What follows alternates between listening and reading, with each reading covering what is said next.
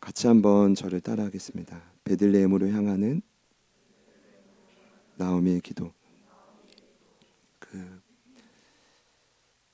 삶의 자리는 크게 두 종류로 나뉜다고 생각합니다. 하나님이 원하시는 자리와 원치 않는 자리입니다. 오늘 룻기서의 유다 베들레헴과 모압이 그렇습니다. 유다 베들레헴은 하나님이 원하시는 자리고 모압은 그렇지 않은 자리입니다. 유다 베들레헴은 여러분 꼭 기억해 주십시오. 찬송과 떡의 집 이런 뜻입니다. 성경 이제 많은 분들도 갖고 오시는 것 같은데 거기 한번 적어주죠. 찬송과 떡의 집. 지난주 중에도 세 가족이신 우리 도윤 형제님 만났는데 너무 저는 감동적인 시간이었습니다. 저를 만나시는 분도 행복하겠지만 도윤 형제님이 이런 말씀하시더라고요. 지나가는 말로 목사님 성경책 가져오라고 하셔서 본가에 가서 성경책을 가져왔다고. 제가 이 시간 안 가져오신 분들 절대 뭐라고 남으라는 게 아니에요. 그런데 세 가족이신 도윤 형제님이 본가까지 가서 성경책을 가져오셨다. 할렐루야. 찬송과 떡의 집 무슨 뜻이냐면 하나님은 유다 베들레헴에 머물 때 하나님을 향한 찬송과 하나님의 공급을 지속하신다는 뜻입니다. 룻기서 1장 1절을 보면 그런데 그런 유다 베들레헴에 흉년이 찾아왔습니다. 자, 1절 말씀을 보니까요. 그 땅이 어디냐 하면 바로 유다 베들레헴입니다. 여러분 그러면 그 땅에 왜 흉년이 찾아갈까요? 유다 베들레헴은 찬송과 하나님의 공급이 끊임없는 곳인데 왜 흉년이 찾아왔을까요? 힌트는 바로 그 앞에 있습니다. 바로 사사들이 치리하던 때. 여기도 밑줄 한번 쳐주시죠. 사사시대인데 여러분 룻기서는 사사시대 배경입니다. 여러분 사사들이 누굽니까? 왕이신 하나님을 대리해서 이스라엘 통치하던 치리자들입니다. 그들은 특별히 하나님이 세우시고 하나님이 능력 주시고 오직 하나님의 지시를 따라 움직이는 자들인데 특징은 이스라엘이 하나님께 잘 순종하면 좋은 사사를 주셨는데 만일 하나님을 저버리고 마음대로 행하면 사사들을 허락하지 않아요. 그럼 어떻게 되느냐? 목자 없는 양과 같이 방황하기 시작합니다. 여러분 그 사사시대의 가장 중요한 특징이 한 가지 있습니다. 바로 사사기의 마지막 장 마지막 절인데요. 사사기 21장 25절입니다. 이스라엘의 왕이 없으므로 각자 자기 소견에 옳은 대로 행하였다. 룻기서 바로 앞이 사사기입니다. 마지막 절입니다. 참된 왕이신 하나님이 있지만 그 하나님 무시하고 각자 소견대로 살았다는 뜻입니다. 여러분 잘 들어보세요. 보통 신앙인은 문제가 있으면 먼저 하나님의 뜻을 찾아야 되죠. 맞습니까?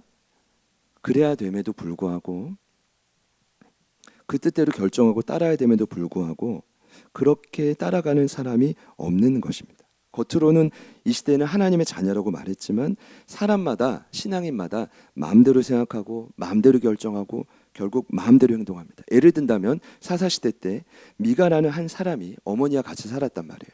출가 전에. 그런데 돈을 훔칩니다. 은 1,100을. 그랬다가 좀 찔렸는지 아니면 생각보다 돈이 적었는지 엄마한테 다시 돌려주는데 어머니는 그 모습에 감복을 해요. 여러분 혼을 내야 됩니까? 감동해야 됩니까? 감동을 해서 그 돈으로 어머니가 어떤 일을 하냐면 집안에 멋진 신상을 하나 만들어요. 그래서 이 신상을 누구한테 맡길까 하다가 길가를 지나가던 아무 레위인이나 붙잡아가지고 가정의 제사장으로 세워요. 왜요? 아버지가 제사장이지만 그럴 힘이 없다고 그들은 느꼈기 때문입니다. 여러분 비단한 애인데 한마디로 사사시대는 엉망진창. 따라해 보시죠. 엉망진창. 진흙탕.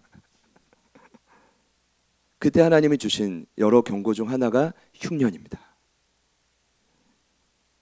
여러분 지금 이 땅에 흉년이 전 임했다고 생각합니다. 그래서 제가 아까 광고 때도 말씀드린 겁니다. 교회가 제대로 회개하지 않으면 흉년은 지속될 것입니다. 룻기서는 철저히 이런 사사시대 배경입니다. 사사기는 뚜렷한 구조가 있습니다. 한번 이렇게 정리했습니다. 보여주시죠.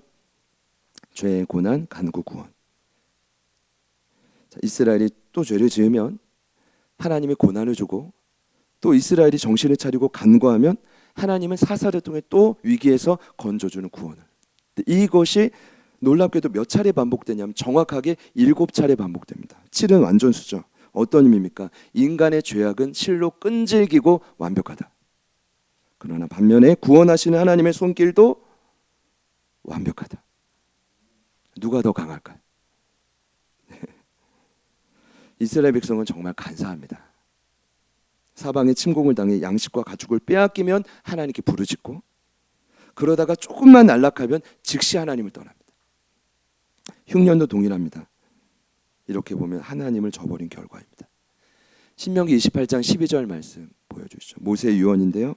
여호와께서 너를 위하여 하늘의 아름다운 복을 여시사 내 땅에 때를 따라 비를 내리시고 내 손으로 하는 모든 일에 복을 주시리니 내가 많은 민족에게 꾸어줄지라도 너는 꾸지 아니할 것이요. 기억하십시오. 약속의 땅, 특히 유다 베들레헴을 향한 약속인데 뭐래요?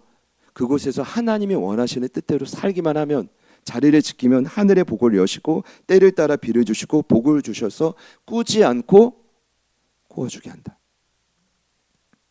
저 또한 이제 상당 부분 꾼 입장에서 자유롭지 않습니다. 여러분은 어떠십니까?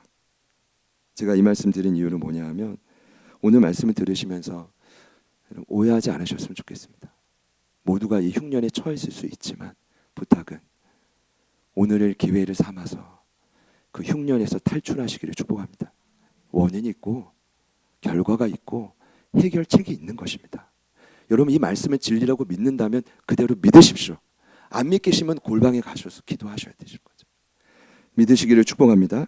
14절, 신명기 28장 14절을 보면 또 이렇게 말합니다. 내가 오늘 너에게 명령하는 그 말씀을 떠나 좌로나 우로나 치우치지 아니하고 다른 신을 따라 섬기지 아니하면 이와 같으리라.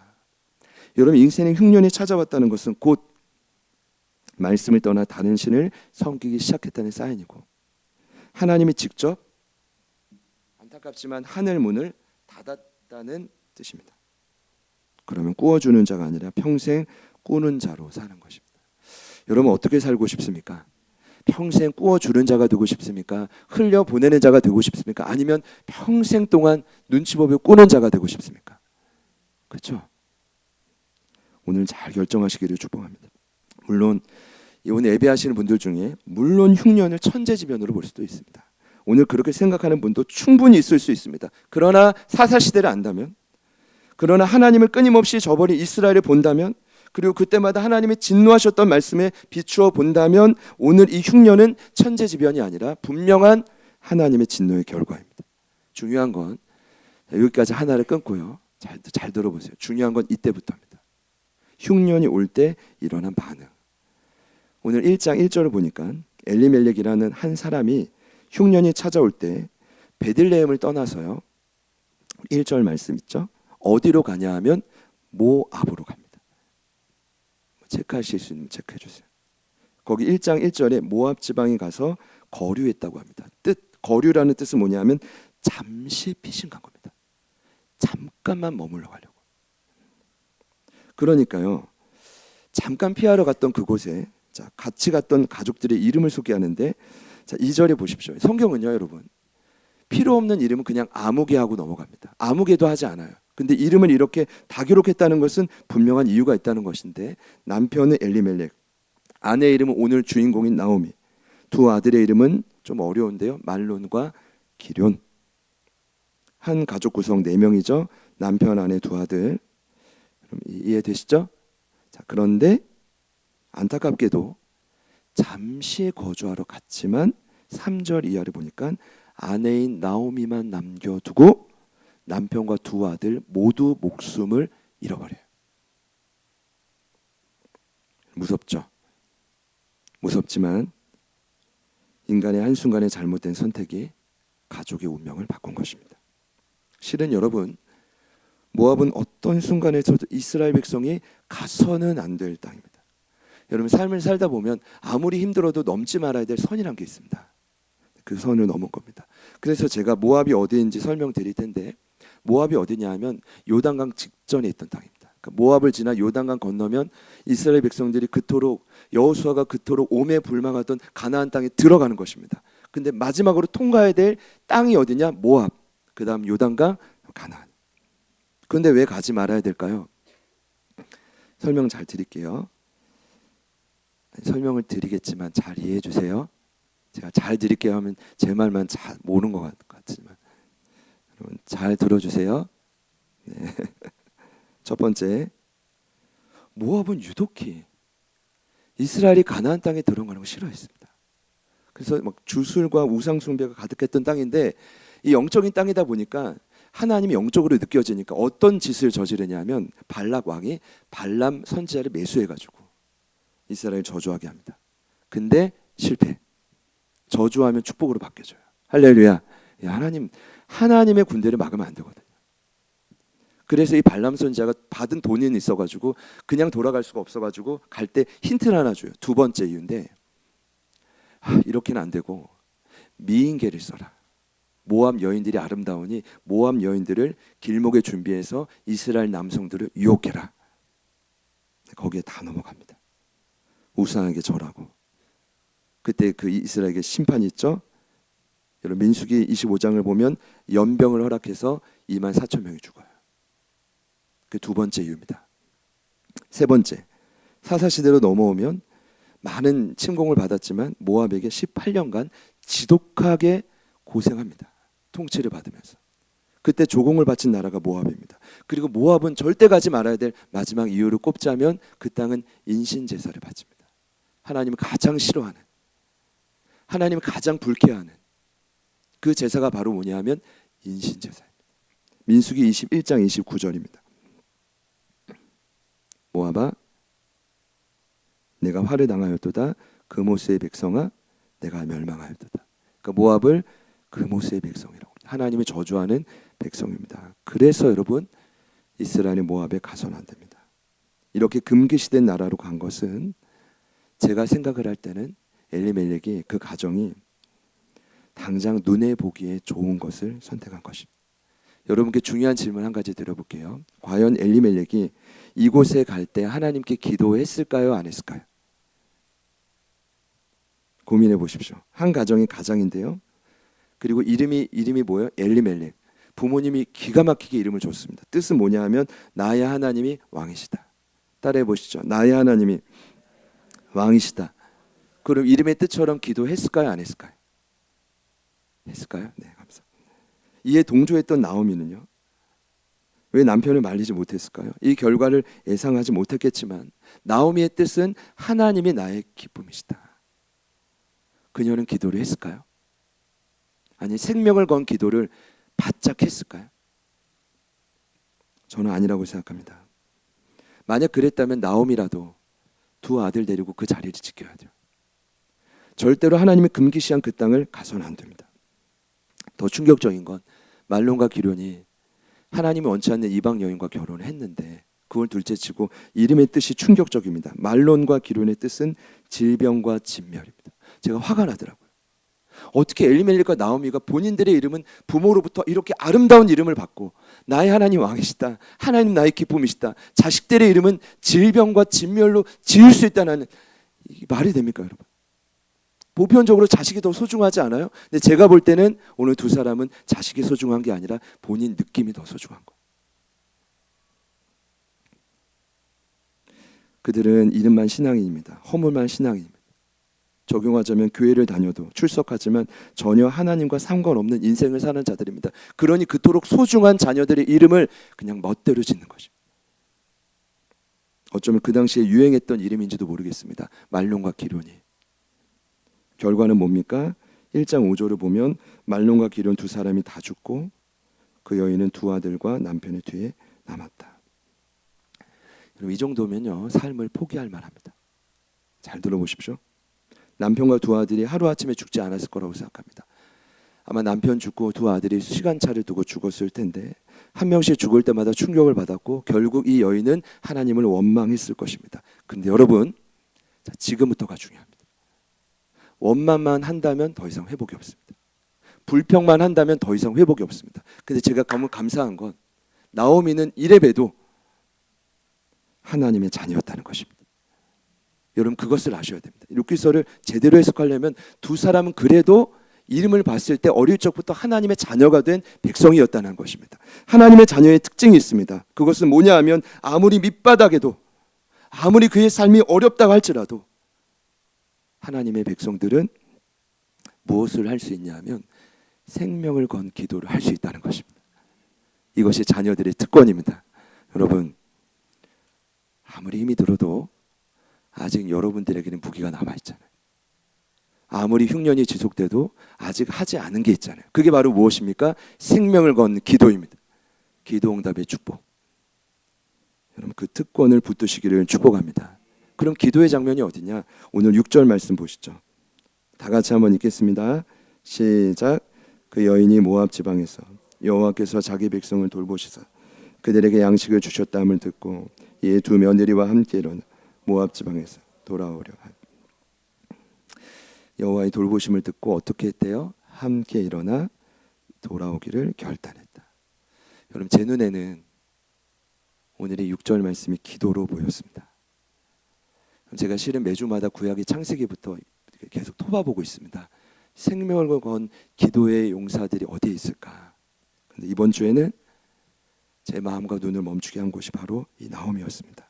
왜 기도라고 생각했냐면, 여러분, 오늘 이것이 나오미의 기도인데, 제가 볼 때 기도는 하나님의 돌보심의 소식을 듣는 것입니다. 이해되세요? 당장 내 삶이 아니어도 어느 순간 어떤 곳에서 하나님이 살아서 저 영혼의 인생을 회복시키셨대라는 걸 듣는 것에서부터 기도가 시작되는. 이해되십니까? 그러면 어떤 믿음이 생기냐면, 그 하나님이라면 아무리 내 삶이 밑바닥이어도 내 삶에도 하나님이 돌보시는 손길이 있지 않을까? 여러분, 그래서 교회가 필요한 거예요. 늘 우리가 흉년일 수는 없지만 흉년일 때 누군가의 풍년의 삶을 보면서 하나님의 돌보심을 듣고 그것을 믿음 삼아 그루터기 삼아 다시 한번 믿음으로 하나님께 선포하는 것이죠. 단지 시간이 지나서가 아니라 들은 거예요. 하나님이 유다 베들레헴 땅에 흉년이 지나고 풍년을 주셨대. 여러분께 꼭 부탁드리고 싶은 게 있습니다. 여러분, 여러분의 삶에 현재 찾아온 흉년을 오직 하나님만이 해결하실 수 있다고 믿으십니까? 여러분, 정말 믿으십니까? 그리고 그 흉년이 여호와의 돌보심으로 돌파가 될 수 있다고 믿으세요? 아멘 하시는 분도 있고 49%는 안 하실 것 같습니다. 제가 이 질문에서 정말 믿으시기를 축복합니다 이러고 싶지 않더라고요. 왜냐? 여러분의 흉년을 오직 하나님만이 책임지고 돌보실 수 있다는 믿음이 없으면요, 생명을 건 기도를 할 수가 없습니다. 그러나 여러분에게 오늘 그 믿음을 하나님이 주신다면 오늘 여러분, 오늘부터 진정으로 하나님께 나아갈 수 있습니다. 하나님, 제가 다시 이 자리에서 일어나겠습니다. 다시 하나님이 원하시는 자리로 가겠습니다. 그리고 그곳에서 반드시 나에게 다시 한번 살 길을 열어주실 것을 믿습니다. 오늘 이 나오미의 결단이, 이 고백이 여러분의 결단과 고백이 되어야만 합니다. 옆에 있는 분들께 이렇게 한번 축복합시다. 당신이 나오미입니다. 두 가지 의미가 다 있습니다. 센 흉년도 있지만 다시 일어설 수 있습니다. 여러분, 돌아오는 길은요 참 만만치 않았습니다. 19절을 보면 두 사람이 베들레헴까지 오기만 왔는데 베들레헴을 떠나고 돌아오는 데까지 여러분 10수년이 걸렸습니다. 정확한 시간은 몰라요. 근데 여성 두 사람이 제가 볼 땐 결코 돌아올 수 없는 험난한 길입니다. 시어머니와 며느리 관계였어도 아마 두 사람은 서로를 보호하고 음식과 물을 아껴 먹으면서 잠자리에 들 때는 맹수도 있고 도적대도 있고 날씨가 막 기온이 왔다 갔다 하니까 아마도 제 생각에는 등을 딱 붙이거나 아니면 꼭 껴안고 두 여인이 광야에서 자지 않았을까 싶습니다. 그러면 이제 체온이 이렇게 흘러가니까요. 사진 한번 보여주실까요? 사진. 그럼 아마도 그 힘 빠진 동물 위에 탄 것이 나오미일 것 같고 옆에 선 여인이 이방 여인 룻인 것 같습니다. 여러분 보시면요, 안타깝지만 처음 모압으로 떠날 때 나오미가 젊었을 겁니다. 남편도 있었고 어린 두 아들도 있었고 그때는 뭔가 세상을 따라간다 생각하지 못하고 기쁨과 기대하는 마음으로 갔겠죠. 그런데 돌아온 모습은 무엇입니까? 모든 걸 다 잃어버리고, 그리고 며느리가 따라오긴 했는데 하나님이 저주하는 모압 여인 며느리, 짐과 같겠죠. 여러분 이것을 보여드리는 이유는 조금만 더 상상해 보시라고. 중요한 건 나오미는 모든 걸 다 잃고 겨우 돌아왔습니다. 맞죠? 그러나 그녀의 마음속에 어떤 결단이 있냐면 아무리 시간이 많이 걸려도 아무리 많은 희생을 치르더라도 나는 반드시 내가 떨어졌던 곳으로 돌아가야 한다는 믿음이 있었던 것이죠. 여러분 제가요 그 여정을 대략 좀 설명드릴게요. 간단합니다. 모압에서 베들레헴까지 어떻게 오냐면 일단 모압은 암몬 땅을 지나가야 돼요. 그럼 북으로 올라가야 되고 한참. 그리고 뭐가 보이냐면 요단강이 보이는데 요단강을 다시 건너야 되고 그리고 요단강 건너면 여리고가 보이는데 여리고에서 예루살렘으로 올라가는 약 46km가 참 협착하고 어려운 길인데 통과해야 됩니다. 그리고 끝이 아니라 예루살렘에서 베들레헴으로는 약 9km를 내려가야 됩니다. 여러분 10수년 전 나오미는 의기양양하게 남편과 두 아들을 데리고 안타깝지만 여호수아 군대가 가나안에 입성했던 그 길을 정확하게 역행하며 떠나갔습니다. 맞죠? 역행하며 떠나갔는데 그때는 쉽게 갔겠죠. 그나마. 그러나 지금은 모든 걸 다 잃고 여인 한 명을 데리고 목숨을 바쳐 다시 그 자리로 돌아온 것입니다. 여러분 정말 중요한 게 있습니다. 선택을 잘 하셔야 됩니다. 선택을 잘 하셔야 됩니다. 잘 선택하십시오. 저를 따라해 보십시오. 선택을 잘 하겠습니다. 이유가 뭔지 아십니까? 여러분의 선택에 오늘 여러분의 운명이 달려 있습니다. 제가 부탁드리고 싶은 것은 신앙은 감정에 따라 선택하시면 절대로 안 됩니다. 여러분의 감정을 믿지 마십시오. 굉장한 무신론자였죠. 그러나 지금은 기독교 변증론자가 된 우리 C.S. 루이스가 회심한 이후에 이렇게 말했습니다. 믿음은 기분이 좋든 나쁘든 내 감정이 고조되든 바닥을 치든 상관없이 내가 받아들인 하나님의 진리를 끝까지 고수하는 기술입니다. 그럼 제 설명이 이해가 되시나요? 이게 맞거든요. 기분이 나쁘든 좋든 고조되든 바닥을 치든 상관없습니다. 어차피 여러분의 감정은 날마다 바뀌니까요. 그것이 중요한 게 아니라 기록된 하나님의 진리를 끝까지 붙드는 훈련을 잘 이겨내시기를 축복합니다. 제 결론은 그렇습니다. 내 감정은 아무리 흔들려도 진리를 붙드는 것이 믿음입니다. 여러분 힘들 수 있습니다. 저도 부족하지만 노력하는데 그래서 부탁드리는 것이 날마다 큐티를 하셔야 합니다. 날마다 진리를 펴셔서 말씀을 보셔야만 합니다.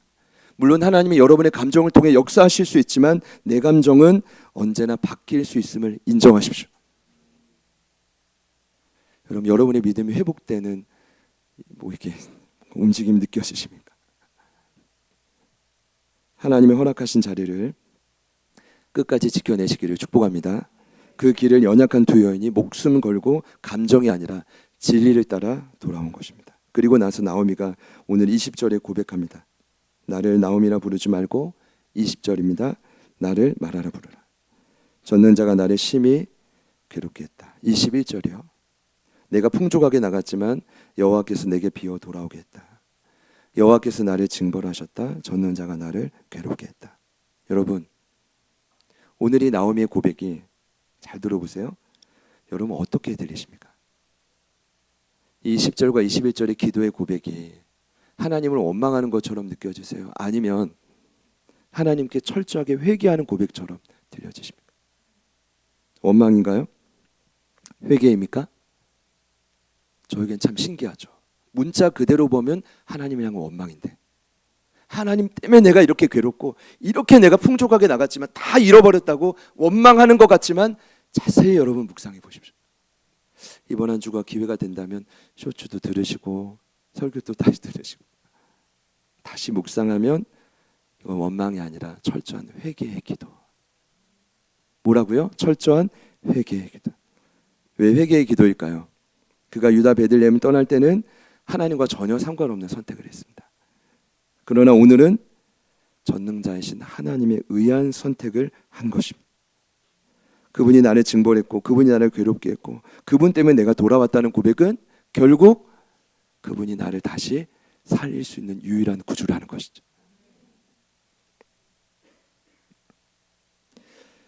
여러분 중요합니다. 이걸 깨닫지 못하면 십수년이 지나도 계속 쳇바퀴 돌 것입니다. 저는 오늘 이 예배를 기점으로 어떤 공격과 방해가 있든 상관없습니다. 오늘 예배를 기점으로 여러분이 올바른 믿음을 되찾으시기를 축복합니다. 반드시.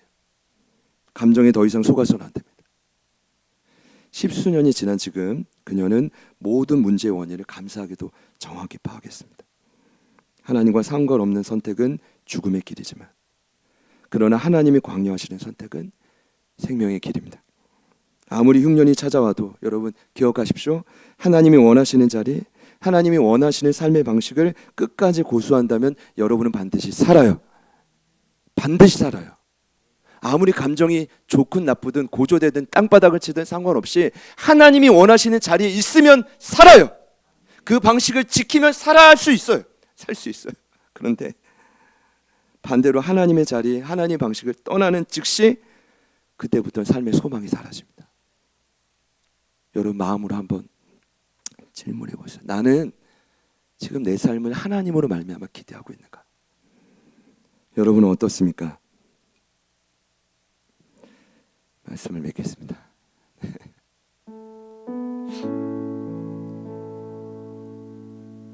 제가 오늘 말씀을 준비하면서 좀 가장 많이 기도했던 것 중 하나는, 하나님, 저희 공동체에 흉년에 처하신 분들이 너무 많은데, 그리고 정말 뭐 기록된 진리를 따라 고수하는 분들이 아니라, 제가 볼 때는 저도 그렇지만 저 굉장히 센티멘탈하거든요. 티를 안 내서 그렇지. 제가 볼 때 우린 뭐 감정 천재들이 모인 느낌이에요. 굉장히 감정에 따라 이리저리 치이는 분들이 너무 많은데, 하나님, 제가 이런 말씀 나눠도 될까요? 실은 고민이 많았습니다. 나오미의 기도는 지나가면 안 될까요? 근데 여러분, 언제까지 저희가 그렇게 살 수가 없잖아요. 여러분 더 이상 너무 힘들지 않으십니까? 언제까지 우리는 늘 흉년에서 하나님 버티게 해주세요, 이 기도만 할 수 없잖아요. 언젠가는 우리의 믿음을 회복해서 하나님이 원하시는 유단 베들레헴을 향해 찾아가서 자발적인 찬송도 막 나오고 하나님이 공급하셨습니다 찬양하고, 그럴 때도 우리에게 허락이 와야 되잖아요. 그러니 오늘 이 말씀을 그냥 패스할 수가 없는 거예요. 제 마음을 이해해달라고. 감사한 건 오늘 이렇게 아무것도 없이 다 포기한 채로 예루살렘에 왔더니, 베들레헴에 왔더니 중요한 두 가지 선물이 기다리고 있었습니다. 첫 번째, 오늘 이 나오미의 생명을 건 이 기도를,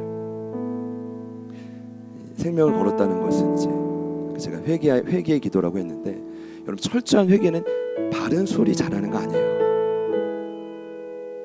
말한 대로 지키는 거예요. 근데 나오미가 말한 대로 목숨을 걸고 왔단 말이에요. 그거를 첫 번째 선물은 뭐냐, 누가 지켜봤냐 하면 룻이 지켜봤어.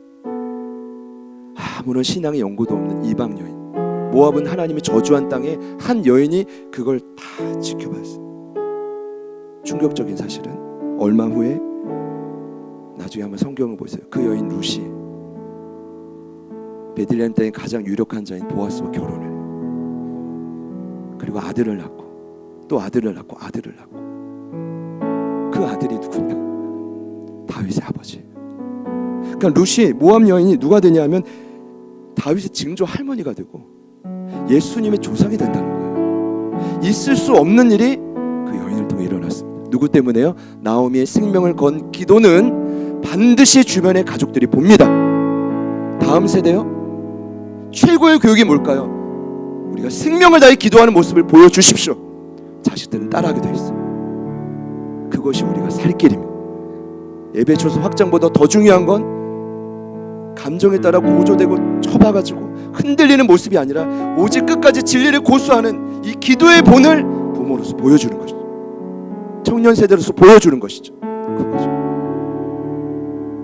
두 번째는, 너무 감사한 건 하나님이 두 여인을 위해 22절을 보니까 보리 추수 시작할 때를 예비했던 것입니다. 22절, 나오미가 모압 지방에서 그의 며느리 모압 여인 룻과 함께 돌아왔는데 그들이 보리 추수 시작할 때에 베들레헴에 이르렀더라. 기적이죠. 왜냐? 보리 추수는 당시로 보자면 특별히 가난한 자들을 위한 시즌입니다. 이때는 과부, 나그네, 고아 이들을 위해 보리를 다 추수하지 않고 일부러 흘려버려요. 왜요? 나그네들과 고아들과 과부들이 와서 그거 먹고 살라고. 근데 여러분, 지금 베들레헴 땅의 최고의 나그네, 고아, 과부 누굴까요? 룻이죠. 그리고 그 옆에 있는 시어머니 나오미. 그러면 이 두 사람이 보리 추수 시작할 때를 정확히 맞춰서 목숨 걸고 왔을까요? 그냥 원래 자리로 왔더니, 원래의 마음으로 왔더니 하나님이 준비해 주신 것입니다. 여러분, 저는 이 말씀을 믿습니다. 다시 여러분의 입술에서 그 찬송이 회복될 날이, 하나님의 공급이 풍성하게 나타날 날이 반드시 있기를 축복합니다. 여러분들, 이 과정은 거친 길입니다. 여러분을 철저히 회개하는 것 굉장히 어렵습니다. 그러나 오늘의 기점으로 여러분께 부탁드리고 싶어요. 우리 모두가 함께, 순탄치 않지만 많은 고민과 아픔이 여전히 있지만 하나님이 여러분을 위해 마련해 놓으신 유다 베들레헴을 향해 여러분 힘껏 기도하며 달려가시기를 축복합니다. 그것 외에는 우리가 다음에 무슨 기도를 해도 무슨 상관이 있을까요? 이 예배가 어떤 의미가 있을까요? 여러분, 회개하셔야 됩니다. 지금 이 시즌은 회개의 때입니다. 저와 여러분이 모압에서 돌이키지 않으면 절대로 하나님의 회복의 역사는 결코 없습니다. 그러니 여러분, 믿으십시오. 오늘 이 진리를 믿고, 너무 감사한 건 모세가 죽기 전에 이렇게 유언을 했더라고요. 신명기 30장 4절과 5절인데요. 제가 읽을게요. 내 쫓겨간 자들이 하늘가에 있을지라도 내 하나님 여호와께서 거기서 너를 모으실 것이며 거기서부터 너를 이끄실 것이다. 여기 거기가 어디냐? 떠나간 모압이 아니라 돌아온 유다 베들레헴. 항상 회복은 떨어졌던 곳으로 다시 돌아가야 돼요. 근데 감사한 건 돌아오면 그저 챙겨주는 게 아니라 더 충만하게 챙겨주신다. 이 5절 말씀 제가 읽습니다. 내 하나님 여호와께서 너를 내 조상들이 차지한 땅으로 돌아오게 하사 내게 다시 그것을 차지하게 하실 것이며 여호와께서 또 내게 선을 행하사 너를 내 조상들보다 더 번성하게 하실 것이다. 할렐루야, 할렐루야. 네. 마지막으로 사랑하는 우리 옆에 있는 가족분들께 이렇게 인사합시다. 베들레헴으로 힘써 돌아갑시다. 한 번 더 이렇게 인사합시다. 하나님이 예비하고 계십니다. 저는 기대합니다. 우리 사랑하는 가족들에게 준비하신 보리 추수 시작할 때는 무엇일까? 하나님 어떻게 더 번성케 하실까? 여기서 룻과 나오미처럼 어떤 분들이 일어날 수 있을까? 여러분이 주인공이 되시기를 소망합니다. 육체의 흉년, 재정의 흉년, 관계의 흉년 다 상관없습니다. 그 모든 것이 우리의 감정을 짓누르고 있지만 오직 진리를 따라 반응하는 여러분 되시기를 축복합니다. 같이 찬양하겠습니다.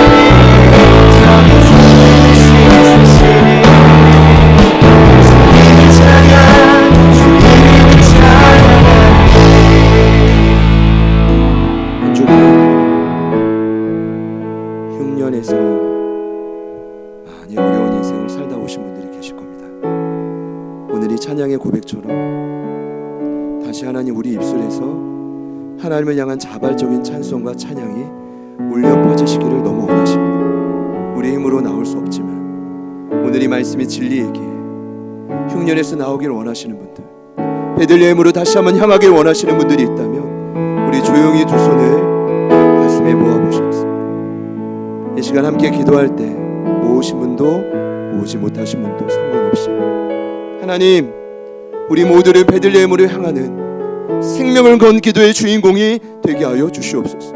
하나님이 원치 않는 자리에서, 하나님이 원치 않는 삶의 방식으로 내 감정을 따라 날마다 선택을 한다면 더 이상 흉년에서 벗어날 수 없게 하나님 기록된 진리를 따라 믿음으로 반응해가는 이 한 주가 되게 하여 주시옵소서. 철저한 나오미의 회개의 기도 오늘 우리의 삶에 누려지기를 소망하오니 하나님, 우리 사랑하는 모든 가족들에게 볼이 주수 시작할 때를 허락하여 주시옵소서. 하나님, 회복의 때에 그 문고를 하늘문을 여셔서 그 보고를 허락하여 주시옵소서. 기대하는 마음으로 우리 다같이 주님 이름 한번 부르신 후에 자리 한번 합심하여 기도합니다. 주님,